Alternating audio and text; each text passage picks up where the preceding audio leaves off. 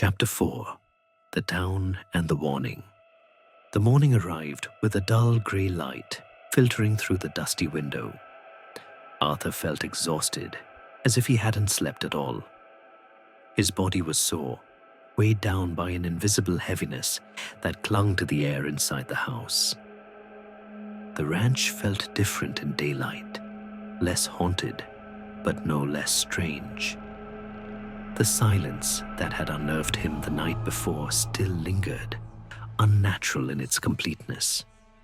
He sat on the edge of the bed, rubbing his face, trying to push away the lingering remnants of uneasy dreams.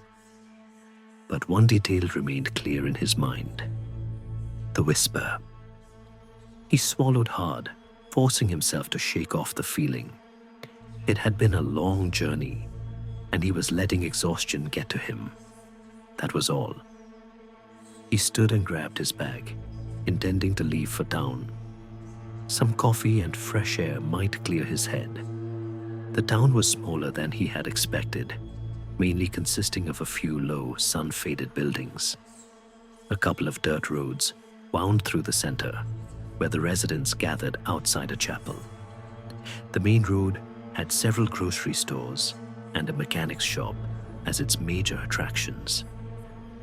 Arthur drove slowly through the main street, feeling the weight of unseen eyes on him. At first, he thought the town was abandoned, but as he passed by, he noticed movement, people watching him from behind curtains and from the shadows of doorways. The heat hung heavy in the air, and the town was eerily silent, save for the occasional bark of a distant dog or the creak of an old wooden sign shifting in the wind. He parked in front of a small grocery store, the only open place. As he stepped inside, a small bell chimed above the door. A young man, mid-30s, lean, with sun-darkened skin and sharp, observant eyes, stood behind the counter. He straightened as Arthur walked in, his expression neutral but not unfriendly. "Buenos dias," the clerk greeted. "First time in town?" Arthur nodded. "Yeah, I just got here yesterday." The clerk gave a knowing look, as if he had already suspected exactly where Arthur had come from. "The ranch, then?" Arthur hesitated. "Yeah." The clerk nodded. "Welcome." He grabbed a bottle of soda from the fridge and popped the cap off with one practiced movement. "Haven't had an owner there in a long time." Arthur exhaled, leaning against the counter. "Yeah, I'm still figuring things out." The man studied him momentarily before setting the bottle in front of him. "This one's on the house," he said. Arthur raised an eyebrow. "Why?" The man smiled, but there was something unreadable in his expression. "Just a tradition. You show up at the ranch and you get a free drink. Call it hospitality." Arthur took the bottle, but didn't drink from it. "That place has been empty for a while, huh?" The man wiped his hands on a rag. "As long as I can remember." His voice was casual, but there was something guarded beneath it. Arthur decided to push. "But you remember the last owner, right?"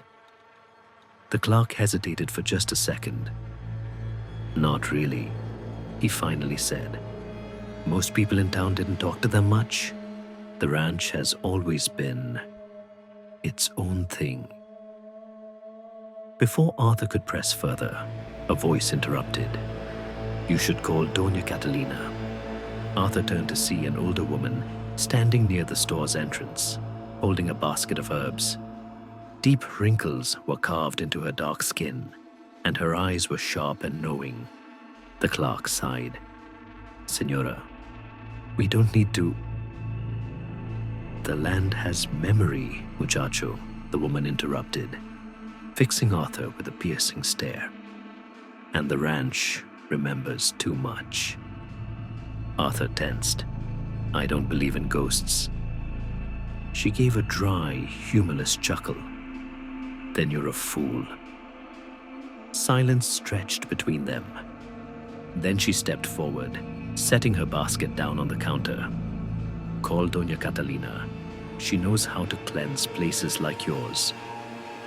Arthur exhaled slowly. "A spiritual cleansing?" "A protection," the woman corrected. "Before it's too late." Arthur felt a prickle of unease crawls up his spine.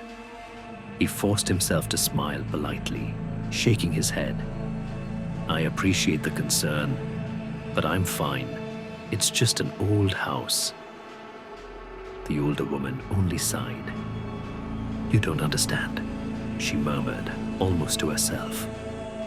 Arthur turned to the clerk. "Where can I find coffee?"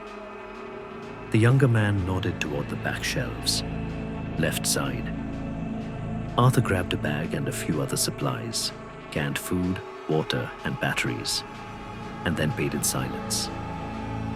As he turned to leave, the older woman spoke one last time. "You should not have returned." Arthur stopped, but when he turned back, she was already walking out the door.